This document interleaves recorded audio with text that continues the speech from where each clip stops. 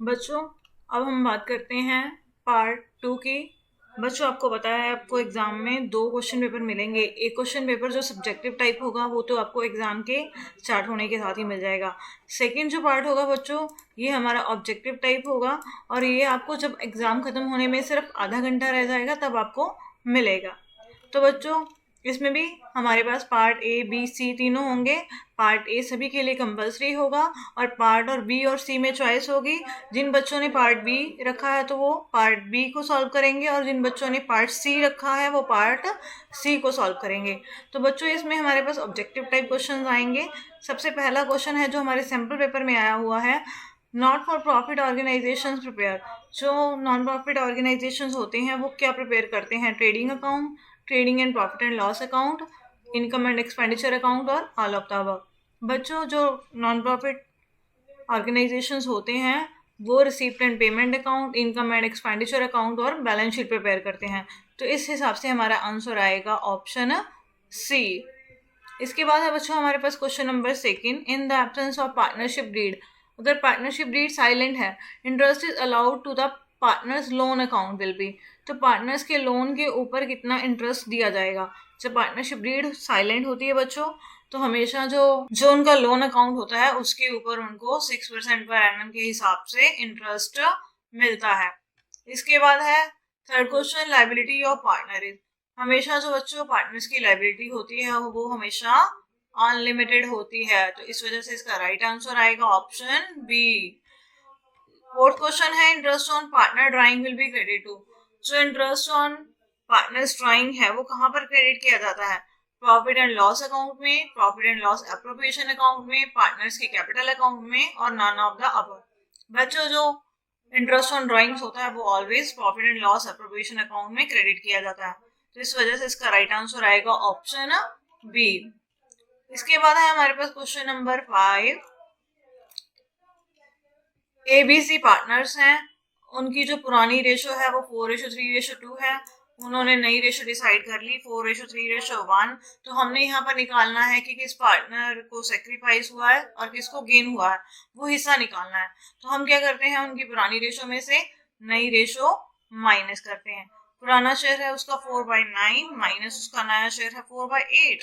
तो यानी एलसीएम आ गया 72। तो ये आ गया माइनस में, हमारे पास -4/72। अगर ये माइनस में आ रहा है तो इसका मतलब ये गेन है। इसी तरह हम बी का निकाल लेंगे, 3/9 माइनस 3/8 72। तो ये भी माइनस में आ गया, -3/72। तो इसको भी गेन हुआ है।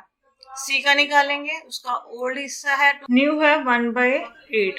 तो यहाँ पर हमने 72 एलसीएम लिया, 16 माइनस 9, तो ये आ गया 7/72। ये प्लस में बच रहा है तो यानी ये क्या है, सेक्रीफाइस है। तो यानी हमारा राइट आंसर क्या आएगा बच्चों? सी ने सेक्रीफाइस किया है 7/72 का और ए और बी को गेन हुआ है 4/72 और 3/72। तो राइट आंसर क्या आएगा हमारे पास? Option D. उसके बाद है 6 क्वेश्चन हमारे पास, गेनिंग रेशो क्या होती है बच्चों? आपको पता ही है, new ratio minus old ratio. तो इसका राइट आंसर आएगा हमारे पास ऑप्शन सी। इसके बाद है 7th question, any change in the relationship of existing partners which result end of the existing agreement and forces making to the new agreement is called. बच्चों, जब पुराने पार्टनर्स के बीच में साझेदारी खत्म हो जाती है और नया एग्रीमेंट बन जाता है नए पार्टनर के आने पर, तो उसे क्या बोला जाता है? साझेदारी का पुनर्गठन या रिकंस्ट्रक्शन ऑफ द पार्टनरशिप। उसके बाद है हमारे पास 8th question, when a new partner brings goodwill in cash. जब नया पार्टनर गुडविल कैश में लेकर आता है, इट इज क्रेडिट टू। तो किसको क्रेडिट किया जाता है बच्चों? Sacrificing partner capital account. ठीक है, किस रेशो में? हमेशा उनकी सेक्रीफाइसिंग रेशो में। उसके बाद है 9th question, on the admission of new partner.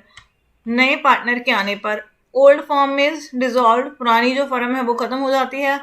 Old partnership dissolve, जो पुरानी साझेदारी है वो खत्म हो जाती है। Both old partnership and firm are dissolve, जो पुरानी पार्टनरशिप है और फर्म वो दोनों खत्म हो जाती हैं। और लास्ट ऑप्शन है neither partnership no firm is dissolve, ना तो साझेदारी खत्म होती है और ना ही फर्म का समापन होता है। तो इसका राइट आंसर क्या आएगा बच्चों? Option D. इसके बाद 10th क्वेश्चन है, एक्स वाई उनकी जो प्रॉफिट शेयरिंग रेशो है 3:2 है। जेड को एडमिट किया उन्होंने 1/4 शेयर के लिए, और वो जो अपना हिस्सा है दोनों से बराबर बराबर लेगा। तो हमने क्या करना है, यहाँ पर न्यू प्रॉफिट शेयरिंग रेशो निकालनी है। तो बच्चों सबसे पहले जो जेड है अपना हिस्सा जो एक्स से लेगा 1/4 का कितना लेगा? 1/2 यानी 1/8, और जो वो वाई से लेगा वो भी 1/8। अब जो एक्स है उसका नया शेयर कितना आएगा? उसका पुराना शेयर है 3/5, उसने 1/8 उसको दे दिया जेड को। तो एसडीएम आ गया 40, 8 3 24 माइनस 5 यानी ये आ गया हमारे पास 19/40। उसके बाद जो बच्चों वाई है उसका जो पुराना शेयर है 2/5 और उसने भी 1/8 का सेक्रीफाइस किया है। 40 एलसीएम 16 माइनस 5, तो उसका नया शेयर आ गया 11/40। बच्चों जेड का शेयर तो हमें पता ही है कि 1/4 है, तो हम इनकी रेशो निकाल लेंगे इन तीनों की। 19:11:10, तो हमारा राइट आंसर क्या आएगा? Option B. उसके बाद है 11th question, if at the time of admission the revaluation account show a profit. नए पार्टनर के आने पर रीवैल्यूएशन अकाउंट का अगर प्रॉफिट होता है तो वो किसको मिलेगा, किसको क्रेडिट होगा? सभी पार्टनर्स को मिलेगा। कौन से? जो ओल्ड पार्टनर्स हैं उनकी ओल्ड रेशो में। तो इसका राइट आंसर आएगा हमारे पास ऑप्शन ए। इसके बाद है next question, on the death of a partner the amount due to him will be credit to. किसी पार्टनर की डेथ होने पर उसकी जो अमाउंट होती है वो किसके खाते में क्रेडिट की जाती है? किसी भी पार्टनर की डेथ होने पर बच्चों जो उसकी अमाउंट है उसके एग्जीक्यूटर्स को मिलती है। तो वो कौन से अकाउंट में क्रेडिट की जाएगी? उसके एग्जीक्यूटर्स के अकाउंट में, यानी हिज एग्जीक्यूटर्स अकाउंट, यानी राइट ऑप्शन सी। इसके बाद है 13 question, A B C are partner sharing profit ratio 1/4, 3/10, 9/20। तो न्यू रेशो हमने निकालनी है सी की रिटायरमेंट पर। तो पहले बच्चों यहाँ पर एलसीएम नहीं लिया हुआ, तो हम यहाँ पर एलसीएम ले लेते हैं 20, y 4 20, यहाँ पे 6 आ गया, यानी उनकी रेशो आ गई 5:6:9। अब सी ने रिटायरमेंट ले ली तो सी का हिस्सा हम यहाँ पर छोड़ देंगे। ए और बी का हिस्सा कितना बचा? 5:6। तो सी की रिटायरमेंट पर नई रेशो आएगी हमारे पास 5:6। 14th question, at the time of the retirement of a partner, किसी पार्टनर के रिटायरमेंट पर profit on revaluation will be credit to. जो रीवैल्यूएशन का प्रॉफिट है वो बच्चों कहाँ पर क्रेडिट किया जाएगा? जब बच्चों को पार्टनर रिटायर हो जाता है तो उस टाइम जो रीवैल्यूएशन का प्रॉफिट्स होता है वो सभी पार्टनर्स को उनकी प्रॉफिट शेयरिंग रेशो में मिल जाता है। कौन से वाली? ओल्ड प्रॉफिट शेयरिंग रेशो में। तो इसका राइट आंसर आएगा हमारे पास ऑप्शन बी। इसके बाद है 15th question, A and B are partners. A और बी पार्टनर्स हैं, उनकी प्रॉफिट शेयरिंग रेशो 4:3 है। उन्होंने सी को एडमिट किया है और सी का जो हिस्सा होगा वो 1/5 होगा, वो सारा हिस्सा ए से लेगा। तो हमने यहाँ पर न्यू प्रॉफिट शेयरिंग रेशो क्या करनी है? निकालनी है। तो ठीक है बच्चों, तो अब पहले क्या करते हैं, ए का न्यू शेयर निकाल लेते हैं, क्योंकि उसने अपना हिस्सा किसको दे दिया? सी को। 4/7 माइनस 1/5, 35, 5 4 20 माइनस 7 यानी 13/35। ये तो आ गया ए का न्यू शेयर। बी का न्यू शेयर तो वही आ जाएगा 3/7, क्योंकि उसने कुछ दिया नहीं है सी को। उसके बाद सी का जो न्यू शेयर है, जो नया पार्टनर आया है, उसका शेयर है 1/5। तो हम इसकी रेशो निकाल लेते हैं 35, 13 रेशो 5 3 15 रेशो 7। तो ये आंसर आ गया 13:15:7। तो यानी कौन सा ऑप्शन आएगा? Option C. इसके बाद है बच्चों हमारे पास question number 16, A and B are partners in 5:3। A और बी पार्टनर्स हैं, उनकी रेशो 5:3 है। ए ने अपने हिस्से का कितना सरेंडर किया है? 1/4 ऑफ हिज शेयर। अपने हिस्से का उसने 1/4 दे दिया, और बी ने अपने हिस्से का 1/5 है वो सी को दे दिया जब वो एक न्यू पार्टनर के तौर पर आया। तो हमने यहाँ पर निकालना है कि सैक्रिफाइसिंग रेशो कितनी है। तो बच्चों शॉर्ट तरीका है इसकी सैक्रिफाइसिंग रेशो निकालने का। जब 1 नंबर में आपके पास क्वेश्चन आया है तो देखो बच्चों, ए का जो ओल्ड शेयर है वो कितना है हमारे पास यहाँ पर? 5/8, ठीक है। और उसने अपने हिस्से का कितना दिया है? 1/4। और जो बच्चों बी पार्टनर है उसका पुराना हिस्सा है 3/8 और उसने अपने हिस्से का कितना सरेंडर किया है 1/5।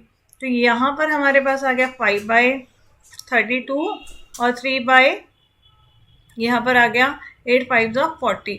तो अब हम इसकी रेशो निकाल लेंगे 5/32 और 3/40 की। जितना जितना उन दोनों ने सेक्रीफाइस करा है उस हिस्से की हमने क्या कर ली, रेशो निकाली। तो वही हमारी क्या आ जाएगी, सेक्रीफाइसिंग रेशो।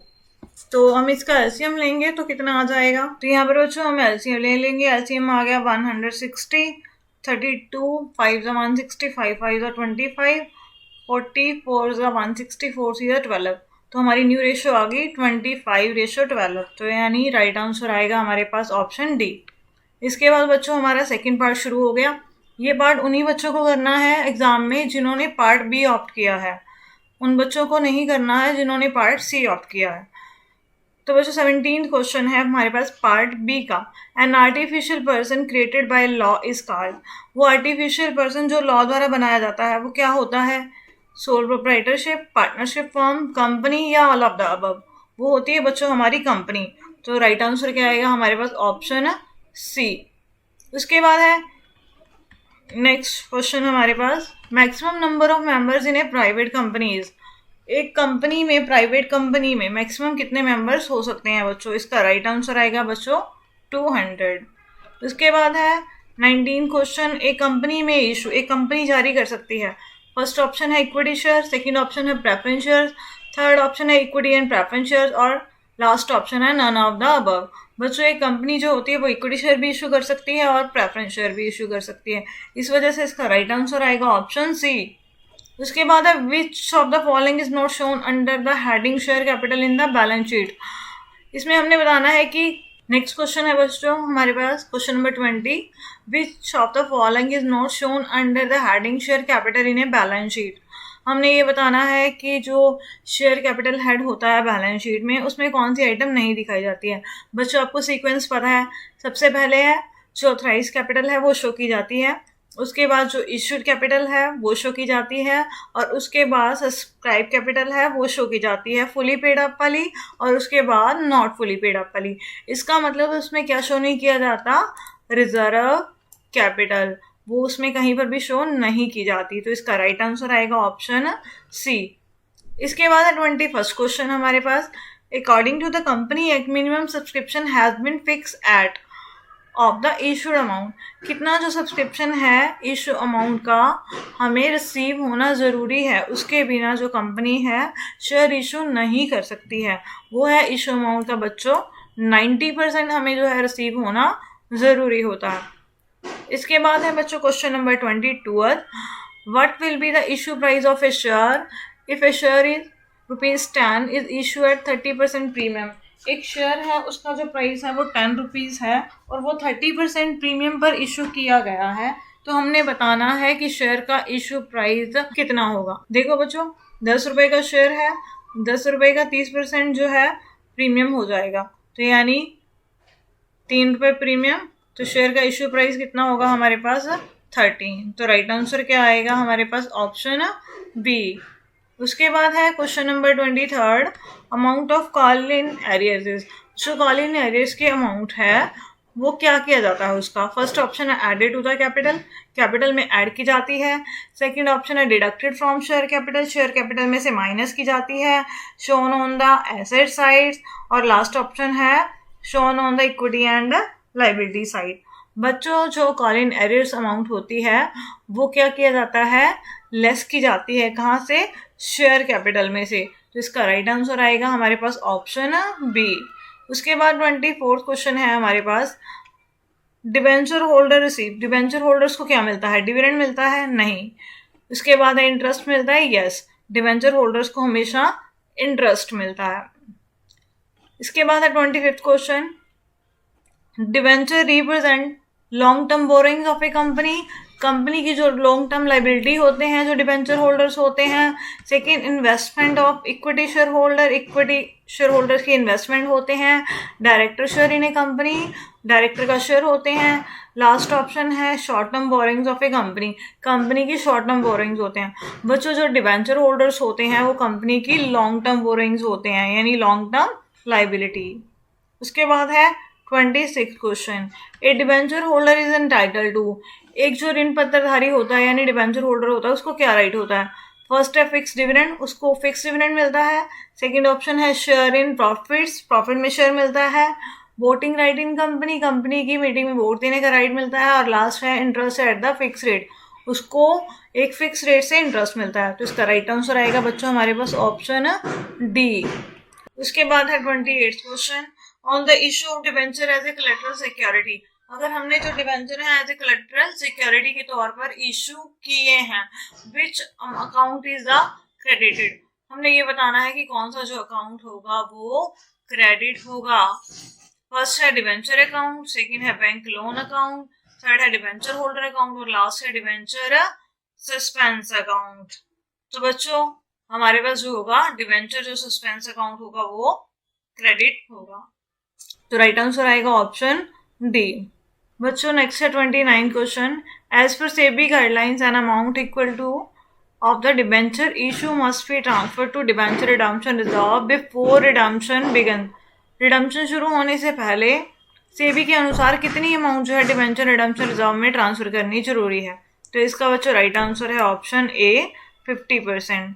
इसके बाद है बच्चों क्वेश्चन नंबर 30, लास्ट क्वेश्चन है, profit on redemption of debentures is transfer to which account, जब बच्चों हम डिबेंचर जो है रिडीम कर देते हैं तो रिडीम करने पर जो हमें प्रॉफिट मिलता है तो वो कहाँ पर जो है वो ट्रांसफर किया जाता है उस प्रॉफिट को? फर्स्ट ऑप्शन है capital reserve account, second general reserve account, third sinking fund account और लास्ट है statement of profit and loss.